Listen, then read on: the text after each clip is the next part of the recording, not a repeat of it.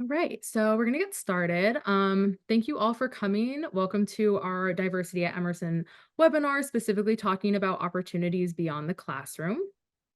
I am Taikisha Morgan. I'm the Assistant Dean for Global and Equity Education here at Emerson College within the Department of Internationalization and Equity.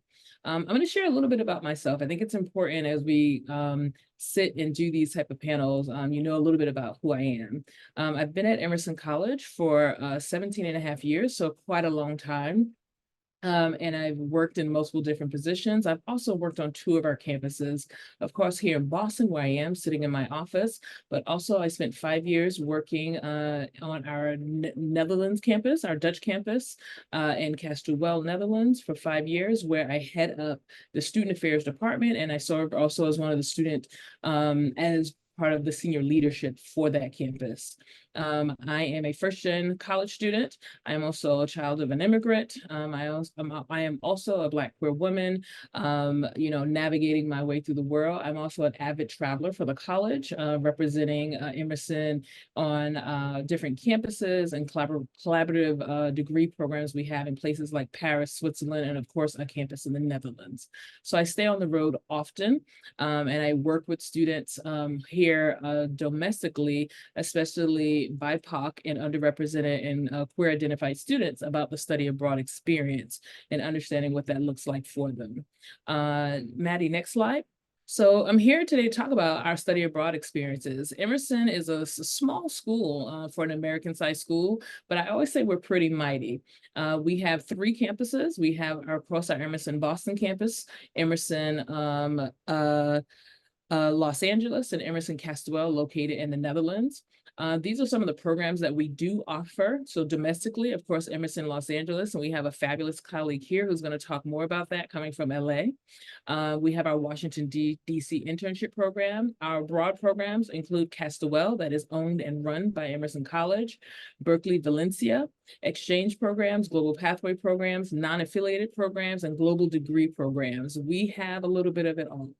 Castlewell, of course, this is close to my heart because this is a campus I work very closely with and a place I called home for 5 years. It is a program that Emerson has had since 1986. We are almost 40 years old. It is a 14th century historic castle. It is a national landmark of the Netherlands. It is a very sophomore-based program. You can go as juniors and seniors, but the class levels there are sophomore-based. It is a living learning model, and we have 90 beds. So we usually have between 80 to 90 students who attend per semester. You are required to live on campus and have meals on campus, on this campus. You have Dutch and international faculty. Many of our faculty there are Dutch or from places like Germany, France, and Belgium that surround countries that are around the Netherlands. So we have a pretty diverse European faculty participation there. This program includes excursions. We take students on 2 excursions a semester. One is always Amsterdam, and one is always another major city. This semester, the students are gearing up in a couple of weeks to go to Venice, Italy. Emerson Los Angeles, we have some information here, but like I said, I won't talk too much on this because we do have our ELA Emerson Los Angeles colleague here, but we do have a fabulous campus that I've had the pleasure of visiting more than once. And it's a fabulous space for our students as they are in their junior and senior years at Emerson. Talk a little bit about the Washington, D.C. program. This is an internship program. Students who tend to be more drawn to this are students who are political communication majors. It only takes about 10 to 20 students per semester. It is a paid internship, and you do have convenient housing that is associated with that program. We also have our Howard University exchange program. As you can see, it's a 1 + 1 = 1 exchange between Emerson and Howard University, open to the School of Communication, School of Communication students. Berkeley Valencia, this is a program that we work collaboratively with Berklee College of Music. So as you can see here, the courses are based around music business, contemporary writing and production of sound, music technology, and liberal arts. It is a very popular program, and it's a program that we've been collaborating with Berklee College of Music. If you're not sure of the layout of Boston, Berklee College of Music is literally down the street from us. So we do a lot of collaboration with them internationally and also locally here in Boston. Exchange programs. Of course, we have a diversity in the type of programs that we offer here. So we do have exchange programs with other institutions. And these are some of the institutions that we work with: Blanquerna School of Communication, which is in Spain; Franklin University in Lugano, Switzerland; University Empresa in Buenos Aires; and Paris College of Art in Paris. That's a program I work directly with. But we have a variety and a diverse kind of lens globally. We have, I think, a very beautiful footprint globally around the world and where our students can study. Global pathway programs. Global pathway programs are a little bit different. All the programs that I've discussed so far are semester programs. So you would go and study for a semester. Global pathway programs are programs that can go from 2 weeks up to 5 weeks. Usually they're held during the summer, and we do have a few over the winter break. As you can see, we have a variety of programs that cater to a lot of different majors around campus, within our campus community. Some are based out of our Castawell campus during the summertime. As you can see, if you see in the pictures over the corner, that's me sitting down in the front with students. We're currently in Berlin in our Berlin program that ran a couple of summers ago. But these are awesome programs. I've had the chance and the pleasure of traveling with some of them. As you can see, they're 4 credits or 8 credit models. Usually they're very specific to major, like performance and festival production, global leadership seminars, media and global exchange, film programs. We also, we are heavy, of course, in Europe, but we've launched programs, our first program on the continent of Africa in Ghana this past summer. And we also have a specific James Baldwin program, which we talk about, where students learn about writing, specifically James Baldwin and Black and BIPOC writing styles. Global degree programs. Emerson also has collaborative degree programs with 3 institutions. Global BFA, it's a program that is specifically geared around film, global film. That is a program I work directly with. I'm in Paris often working with those students. We have an extended semester study internship program with BCE, with International College of Management in Sydney, Australia. And we have the Global BA in Political Communications or Business of Creative Enterprise, which is located in Franklin University in Switzerland, another program I work directly with. Finance, something I just left an event on campus talking about some of our global pathway programs. And I know sometimes we want to do these things, but we think about the money and the finance. And of course, these things cost money. But what I always want you to think about is to come to us and ask questions around finances. As you can see here, we have institutional scholarship. Of course, there's student loans, but we have a variety of scholarships that you can apply for in and outside of Emerson. We have a specialist in our office here within internationalization and equity that can really sit down with you and talk about all of your scholarship options. The key thing I tell you with that, if you are going to end up at Emerson, come to us early in your process and your time at Emerson to talk about this, so we can really lay it out and explain and talk about what you're eligible for, when you should be applying. The earlier, the better. Contact information. As I said, Taikisha Morgan, Assistant Dean for Global and Equity Education here at Emerson College. Here you find my email address, also our Instagram handles for internationalization and equity. We are a pretty phenomenal department. We're just wrapping up our teaching on race, which is a 2-day institute here at Emerson. So we're really proud of that, and I'm definitely on that high. So I'm so happy to come here and talk to you today. And at this time, I can take questions. All right. I don't see any questions at the time, Taikisha. I know that you have another event you need to get to, so thank you so much for your time tonight. And if you do end up having any questions for Taikisha, please check out her email. And then next we will have Malika Fowler speaking as well. Thank you, and see you everyone later. Hi, everyone, and thank you, Maddie. Like she mentioned, I'm Malika Fowler, and I work here in Los Angeles at the Emerson Los Angeles campus as Assistant Director of Experiential Learning. Myself and one other colleague, Thomas Potts, we joined together to support students in the process of coming to LA for the internship program where students also partake in classes. This is a program where you reside in the building. I just want to point out the building here on this first slide. So this is our actual building. You can also probably see it in my background. The towers on the left and the right, we consider those our east and west residential towers where students live in dorms while they are here at ELA. And then in the midsection, those are where all of the classrooms and administrative offices are located. On the ground level, there's a restaurant that has a variety of different pop-up stations for a variety of food. So we don't have a traditional dining hall, so students will utilize the restaurant on the ground level where we also have a program with them where they're able to get food. So that's our building here in Hollywood on Sunset. So it's in the heart of Hollywood where students live, take classes, and have internships in the area. I just want to also mention myself. I've been at ELA since 2020. I joined during the pandemic, so it was very interesting because I was working remote. But I've been in education for nearly 20 years now. Most of that time in higher education. My background is also in television production, so I can kind of, advise the students based on what they are about to get themselves into. I understand a lot of how they're feeling, what they're doing, and what their excitement is all about for their careers.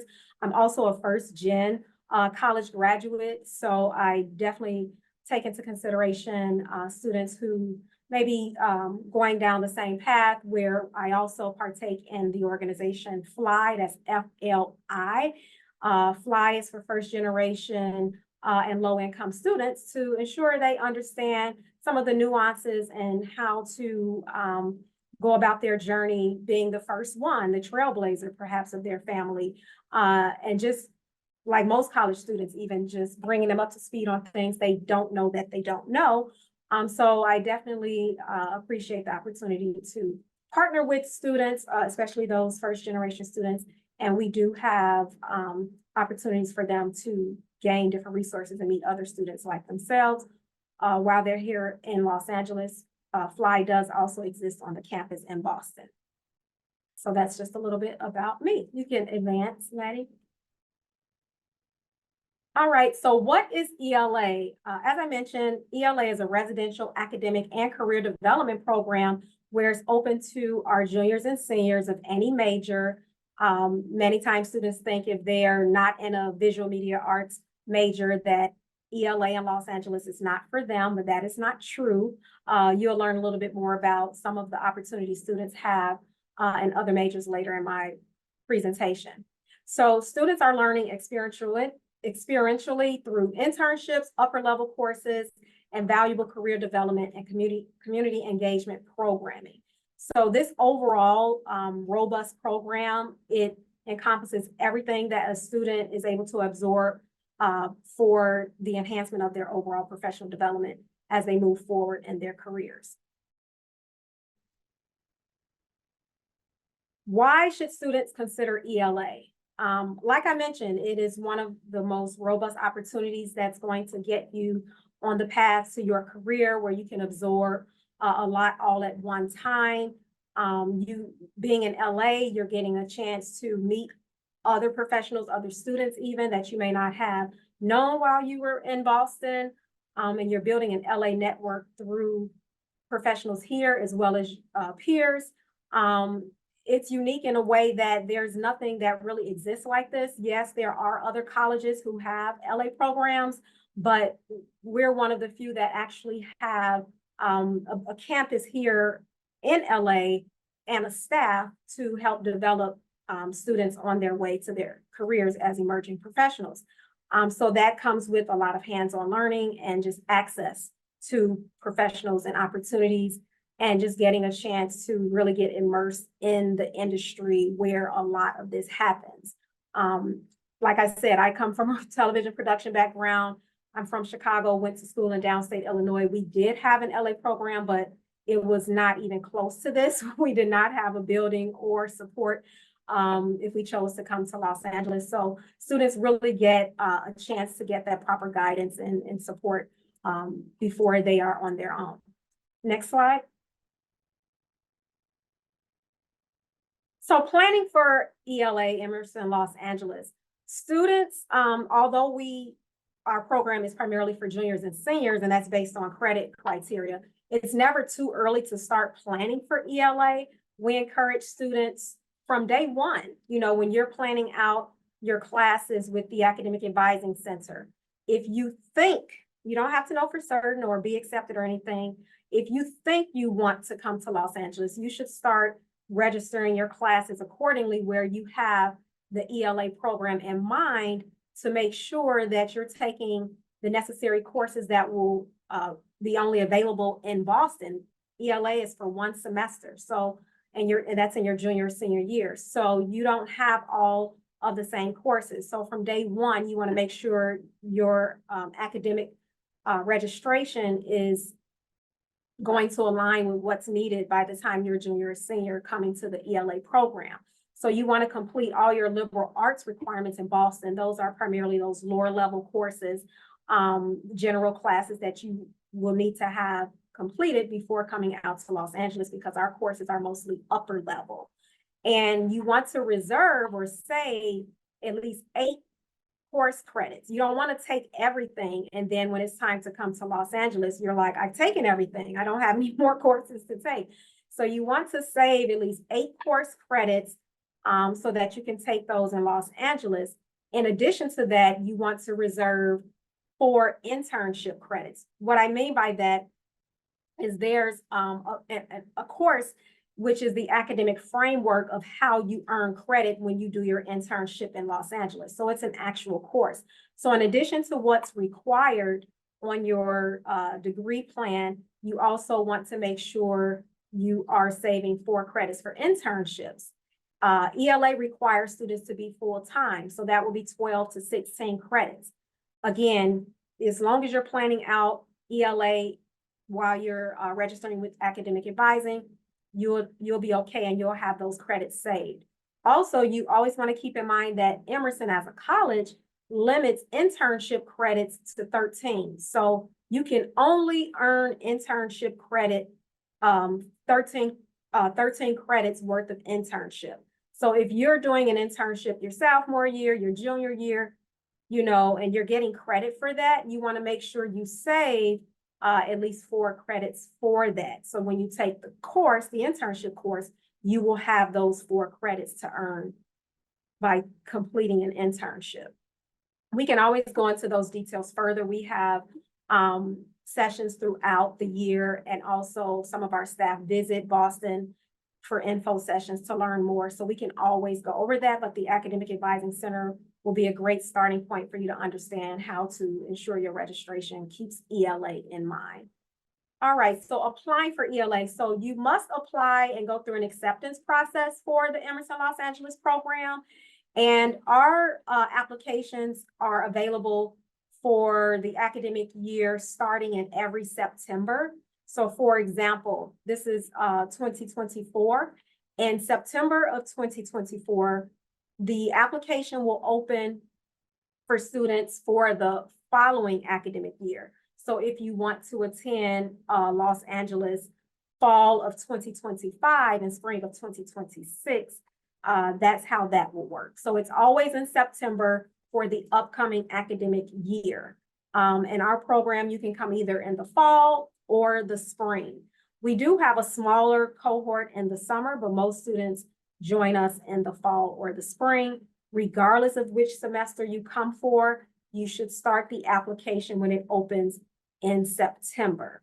And for you all, that will likely be September of your sophomore year, or at the latest September of your junior year.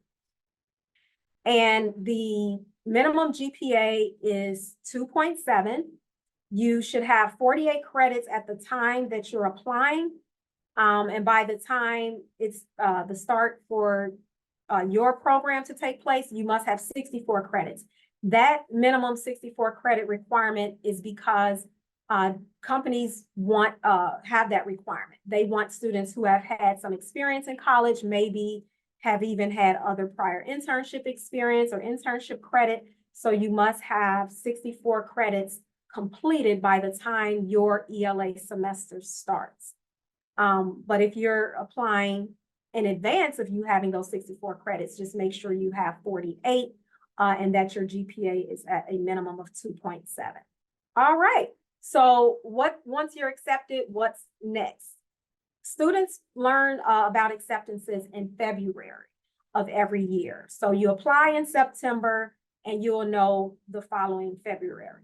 After you're accepted to the ELA program, you'll start to have communication come from my staff in regards to having advising, learning about different workshops that help prepare you so you're not going through the process alone. We don't directly place students in internships, but we do provide you with all the tools necessary to help you maximize your chances of getting an internship in LA. And most students do have their internship before their ELA semester starts. So at least 2 to 3 months in advance of your ELA semester start date, you're already working with our staff here in LA, remote, of course, but we are working with you to prepare you for the program. This is just an example of some of the sites, and going back to what I said, that our program is open to all majors, not just visual media arts, which are more of our production major, but some of these sites will cover other majors. So we have music, that's Atlantic, Funny or Die, that's on our comedic arts side, performing arts, the Television Academy, digital media management, if you're into like marketing and media, animation, that's Digital Wizards. So we have a little bit of everything for everyone. Telemundo, that's like more on our journalism side, or even LA Times, LA Style. So yes, so we have a little bit of everything. And again, this is just a small sample. We work with over 400 sites here in Los Angeles. Not the same number every semester, but those are the contacts and partnerships we have here in Los Angeles. Next slide. So while you're at ELA, again, you're going to take a full course load of 12 to 16 credits, which is going to include one course for your internship. It's $4.99 and it's based on your major. And again, that's how you earn credit for the internship. So you take an actual course alongside you physically having an internship. You also have the opportunity to attend weekly professional development events that we host here on campus, and several that will take place off campus in the Los Angeles area. Students have a chance and are encouraged to participate in the Career Advisory Network, or what we call CAN. It's a mentorship program where you are partnered with an Emerson alum who's a current working industry professional. So you get a chance to really understand what's going on and how to prepare and navigate your career through that professional. So it's a mentorship, and that mentorship can extend beyond Los Angeles. Many students find that program very helpful. And outside of that, you just are in the LA area. So getting into the culture and lifestyle, different restaurants, food, getting a chance to go to the different parks or hiking areas. So you get a chance to just really soak up all the LA culture while you're here. Next slide. Post-ELA, so once you graduate, we don't say bye, good, great to have you. We continue to support you. We have a staff here for student and alumni transitional services. So the transitional team pretty much does what Thomas and I do, but on the back end. So we support you with getting into internships, coming to Los Angeles for the program, while our student and alumni transitional service staff supports you if you plan to move to Los Angeles sometime after graduation, where you are supported with getting a job and starting your career here and housing. It doesn't have to be immediately after you graduate. If you decide to come to Los Angeles 3 years, 5 years after you graduate, the staff is still here, and you don't have to have been an ELA alumni to get support from our student and alumni transitional services. Just being an Emerson alumni will give you that access. So we continue to support and nurture students even after the Emerson Los Angeles program, or if you have never done the program and just move out to Los Angeles sometime after you graduate. And this is just a page to get a better understanding and take down for future reference our team here. Dr. Mikhail Gershevich is our assistant academic dean, myself, Thomas, who I mentioned I work closely with, and Isabel McCumber. So our the four of us are who run this program. You can take down our email address that comes to all of us, the ELA_academics. If you have questions moving forward, you can take a shot of the QR code that will take you to more information that relates to the application process for ELA. And that website is always being updated. So you'll always have the most up-to-date information when you go there. But if any questions come up now or later, feel free to use that ELA_academics email address. So thank you. Thank you so much, Malika. One question that we got in your speech was if we were someone was wondering, what is the acceptance rate for ELA? Great question. Well, we house a maximum of 200 students. Our building and our program is suited for a maximum of 200 students. The acceptance rate is really going to depend on how many applications we get each semester. It's not the same. Each semester, we do tend to have more students who want to join us in the spring. For the most part, students are learning so much about this program before applying. So by the time they apply, if they follow the application process and they also meet those academic requirements, you do have a great chance of getting into the program. We haven't had a situation, at least since I was here, that we had more than 200 students that were going to be accepted. We average about 150 students each semester. That number was around the number we've had post pandemic. I wasn't here prior to the pandemic, but my understanding is that the largest were more consistently higher, closer to 200. Right now, the spring semester that just started in January, we have 183 students. So we're almost at full capacity. As we get further away from the pandemic, we're seeing those numbers, and we had 400 applicants for the approximately 400 applicants for the upcoming semester. That's going to be fall 24 and spring 25. Of those 400 students, about 350 have been selected between those two semesters. So yeah, it's as long as you are doing what you have to do leading up to your ELA semester, you have a great chance if you really take your application process seriously of getting into the program. And there's also an appeal process if for some reason you don't get in, because we understand there could be extenuating circumstances where students may not meet some of the academic requirements at the time that they're applying. So we do our best to give everyone a chance. And then one other question is, what does a typical professional development event look like on ELA's campus? Oh, it looks like a lot of different things. It could be a blend of a career info session where a company comes in and talks about the entry-level jobs they may have. For example, we had one, I'll give you one with LA28. I'm not sure if you all know what LA28 means, but the Olympics will be hosted in Los Angeles in 2028. We already have had a professional development event with them because they wanted to hire students for internships and recent grads for jobs as they plan to build up to LA28. So they gave us a lot of insight on what the planning looks like, in addition to what some of those internships and careers look like. Representatives actually come to our building, now that we're post-pandemic and everything is back live, and students, just sign up and come to the events. You don't have to, and they're right on campus. We also have an upcoming event with PETA, the organization that supports the to support animals being treated fairly on film sets. So they'll be talking about, what that may look like as it relates to our students who are going into the industry, like what to look out for, what to know, what kind of resources they have to support your films or television productions that will ensure, animal treatment is up to par, and how you can incorporate PETA to support your production. They will also talk about some of the careers that are related to the industry, whether it be in marketing, like for BCE students, those business Creative enterprise students may want to look at marketing opportunities. They also have production jobs. So it just really depends. We have companies that come from all areas of entertainment that provide info sessions or career info sessions for our students. And they're all free. Thank you so much. Jordan and Beyonce, if you guys want to come back on screen to introduce yourselves, that would be great.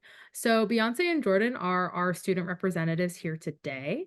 We will start with Jordan, and then Beyonce will introduce herself as well. So, names, hometown major, as well as, different experiences you've had at the non-Boston-based Emerson programs. Hi, everyone. My name is Jordan Owens. I am a senior journalism major, she, her pronouns, and I am from Atlanta, Georgia. So I have done a few of Emerson's study abroad programs, both domestic and abroad. I attended the Castile Well program. I was also a part of the Washington, D.C. program, as well as a couple of global study abroad programs in Rosarito, Mexico, and Accra, Ghana. And just, yeah. Hi, everyone. My name is Beyonce Martinez. I'm a last semester senior here at Emerson, which is really surreal. I feel like I just started college. But yes, I'm a theater and performance major, class of 2024. And similarly to Jordan, I've also done a few global pathway and study abroads. I also just came back from the ELA campus, which is a phenomenal experience. I would do it again if I could. And a few of those programs consist of the Kirsten Linklater program that was held in Orkney, which is now held at the Castle. I also did the Castle. I also did a Chile program. And then, yes, ELA. So those are the programs that I did. Great. And then we also have Jordan's mom here today, Kim. Kim, if you could introduce yourself and talk about kind of how it's been as a parent, seeing your student experience these, any concerns you had, highlights, things like that. Hi, I am Kim Owens, and I am a first generation college student. I actually only went 3 hours away from my mother for college, but Jordan was excited to go to Emerson, and we was excited for her as well. She really wanted to go to Franklin, but I was very glad that they didn't have the program that first year. And she going away to Castell, we really enjoyed the experience as parents, hearing about all the opportunities she had to not only be educated and travel in Europe, but also the impact that she gave while she was over there. We did have a great opportunity to visit her there, and I was able to visit her in Rosarita and DC. So it was very inviting. Emerson was very inviting for us to come and visit while she was over in Castell. We didn't get to go on the campus at that time. They weren't letting parents on, but I felt like it was a very safe environment for her to be over there. I was a little scared about her traveling by herself over there, but I got over that real quick because she was going to do it anyway. But yeah, so she came back with more than just a college experience by being able to go to all the studying abroad and global pathways that she participated in, and best money I've ever spent on Emerson. Thank you so much, Kim. Beyonce and then Jordan, if you could both answer this question, what is one challenge you faced during one of your abroad experiences, but also what is one of the highlights you have from one of your experiences? Yeah, so challenges. Being that I've been on a few, I've encountered a big number of different challenges, some minor, some harder. I would say, depending on the program, well, for Castile Well, for example, being that we are able to travel every weekend to any country that we want, it's kind of hard navigating a whole different place when you're so used to being in America for so long. Like I feel comfortable traveling within America, but I wasn't comfortable at the time traveling within Europe. Especially in countries that aren't prominently English speaking. Luckily in Amsterdam, they speak English. Some people do speak English, I was fine in Amsterdam, but I would say just navigating a whole new country was really hard, especially traveling and being that I've never had to travel on train before or in a different country or by bus and trying to Google Translate stuff. It was a little hectic, but nonetheless, I feel like I grew up a little during that. But I say a highlight of mine was just being able to travel. You know, we only get one life. And so the fact that I'm also first gen from Boston, born and raised in Boston, inner city, so didn't have much opportunity to travel, being that my parents were young parents, teen parents. So Emerson really gave me the opportunity to just travel the world and see the possibilities, and they're endless. So that's what I learned during my travel abroad experiences. Beyonce low-key took mine. Uh, I would say one of the challenges similar to Beyonce was just it was my first time traveling by myself abroad. It was my first time traveling like out of the country, and it was also my first time traveling by myself. So just figuring out how to navigate being perceived as an adult, and being able to go to different countries and everything, for example, within Castile and everything, and being able to travel around Europe. That was kind of a challenge figuring that out. But I would also say um just adapting to new surroundings at first. I feel like, especially like with the semester programs, being at the castle as well as being at DC, it took a couple of weeks, like a month, to like adapt, whether that's with like schoolwork and or just being in present. I would say those were a couple of challenges. And highlight, again, similar to Beyonce, just being able to travel. I loved being able to like experience different cultures and everything. And just being able to really be immersed in like wherever you are, whether that was in Castile for me, or like in Rosarito, or in Ghana. Just being able to honestly just go outside and interact with local people and like learn, just learn about yourself and learn about like where you are in the world. I also wanted to add one more aspect of highlight that I forgot to mention was the community that I was able to cultivate. When you're traveling abroad, you are with a small cohort of people, and those are the people that you're seeing for those 4 months of that semester. And I met so many different people and was able to gain a bigger community and know more people within the Emerson community that I otherwise, without those programs, I wouldn't have. So I would say that was another highlight from my experiences. Thank you both. Beyonce, a couple different questions for you. So, what type of professional development events did you attend at ELA, if you attended any, as a theater performance major? As well as, did you feel like you missed out on any performance opportunities being at ELA slash abroad? And also, were you able to perform during your semesters away? Yes, so at ELA, I did have a lot of professional development experiences. Malik, I'm forgetting the name of CAN advisory. So there was the CAN advisory network session that ELA provides, which is something that I've never partook in or ever participated in before. So it was a bunch of Emerson alumni coming to ELA every other Friday, and the ELA students, we would come together and we would network with them, but also those Emerson alumni who are currently in the industry, already in the field, are basically advising us and giving us advice on how to go out into the industry, what to do, who to talk to.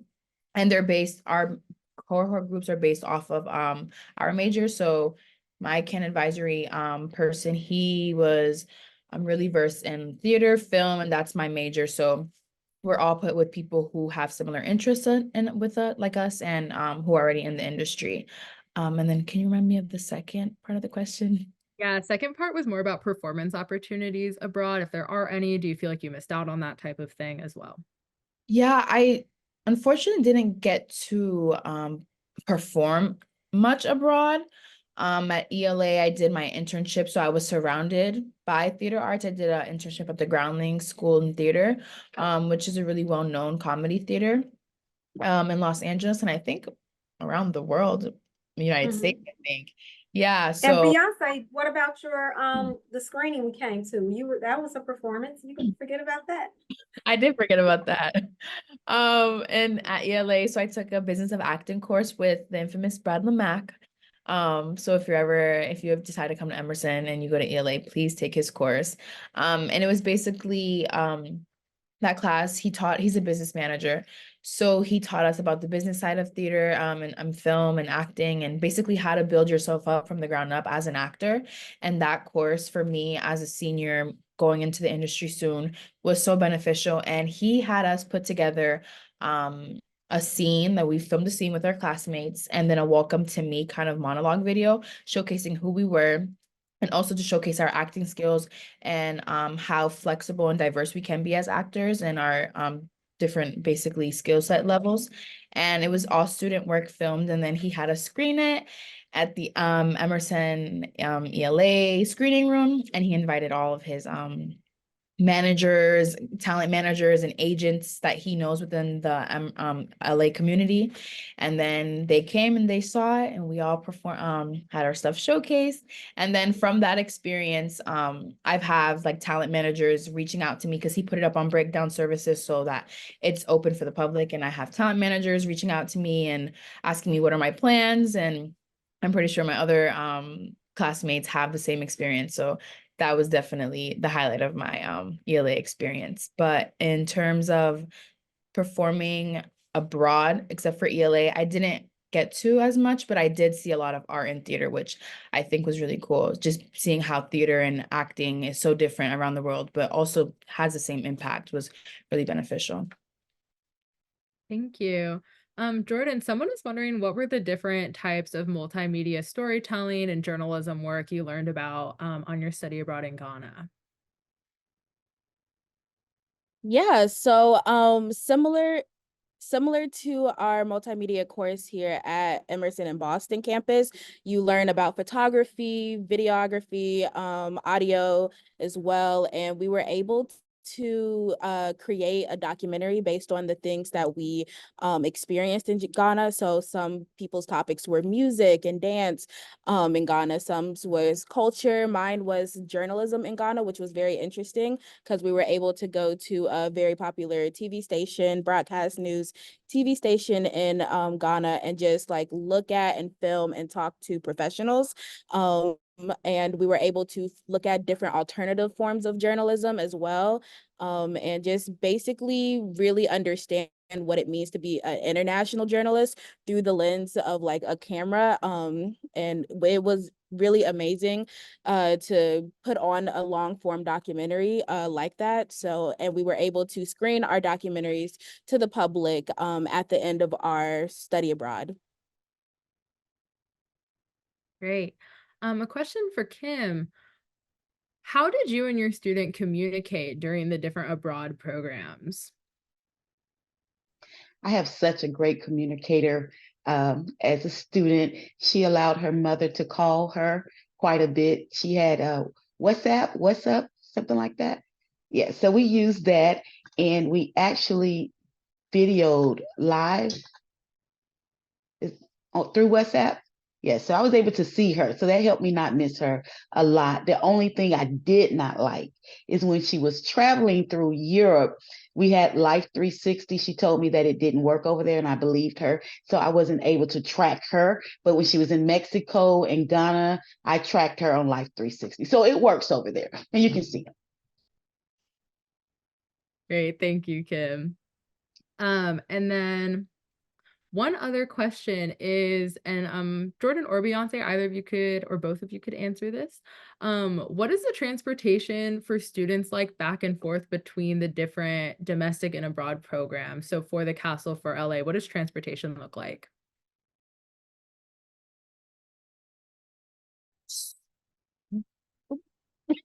Okay, I can talk a little bit, and then Okay, yeah. so for the castle, if I remember, because that was my 2 years ago. Wow, it's crazy. But I know it was a group. We did a group flight for the castle. So we all met up here at in Emerson in Boston, and then we took a bus to Logan Airport, and then we traveled to the castle together and then back. But I know, but for some of the Global Pathway program, well, for I think a lot of the Global Pathway programs, you travel on your own there. So basically what I did was I found a friend who was going. I was like, hey, can we travel together? Can we coordinate flights together? So if you're afraid of that, of traveling alone, or it's your first time, I would say definitely connect with the people in the program with you. And then for Emerson Los Angeles, it was kind of the same thing, kind of just get your own plane ticket there. So because I know there's move-in times and slots and stuff like that. Yeah, to reiterate what Beyonce said, with the Castile Well program, you travel with the people who you're going to be being at the castle with. And then for Ghana specifically, they gave us and I think for Rosarita as well, they gave us a specific time and flight that we could use if we wanted to travel in a group. It wasn't like binding or anything, but I know a lot of people did use that if they wanted to travel in a group. I didn't, just because I had like other things going on, so I couldn't get on the flight, and I did travel by myself. But they do offer like a group flight that is optional if you want to travel in a group.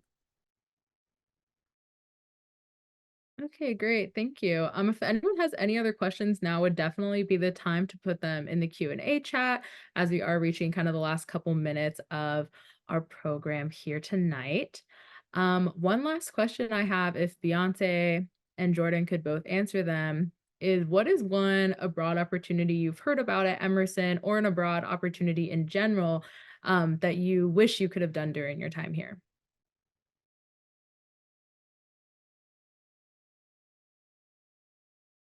I okay. So Emerson and Takesha talked about this a little bit earlier with the exchange programs. Emerson has a partner school in Barcelona called Blanquerna, and that's a lot for the School of Communications. A lot of the people who go there are in School of Communications. That was one semester abroad that I wanted to do that I didn't have a chance to do just because of scheduling and like classes that are offered and things like that. But I really wanted to do that one. There's two. There's the Shakespeare one, that I really wish I could have done. I think it's in England. I think London somewhere. I forget where. But also the Ghana program that Jordan did. I did apply and I got accepted, but I needed to prioritize my finances because I was going to ELA right after that. After that program was ELA. So I was like ELA Ghana, ELA Ghana. So I chose ELA since it was my semester. But yeah, definitely if you come to Emerson, try to do it all because they're all great. Thank you. And then one last question, Jordan, I'll have you answer this, is how does food/lodging work at international programs that aren't on campus? So for example, for the Mexico program you did or the Ghana program.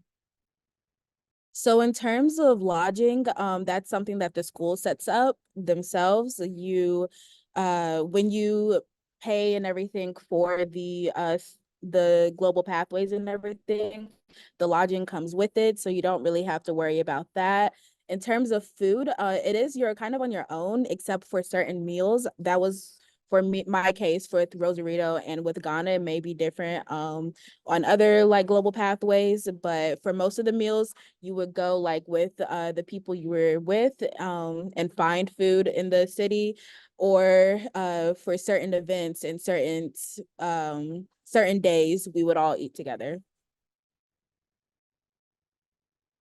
Great. Thank you all so much. I think we are going to end things here. If you have any last minute questions in the chat, try and type fast before I dismiss everyone. But if not, please feel free to start logging off. Please do not ever hesitate to reach out to the admissions office with any questions you have. You can find all of our contact information online, as well as we can throw it in the chat here too. You can also always reach out to your specific admissions counselor. Um, and find that information online as well. Perfect. Someone put the admissions email in the chat. Thank you all so much. Have a great night.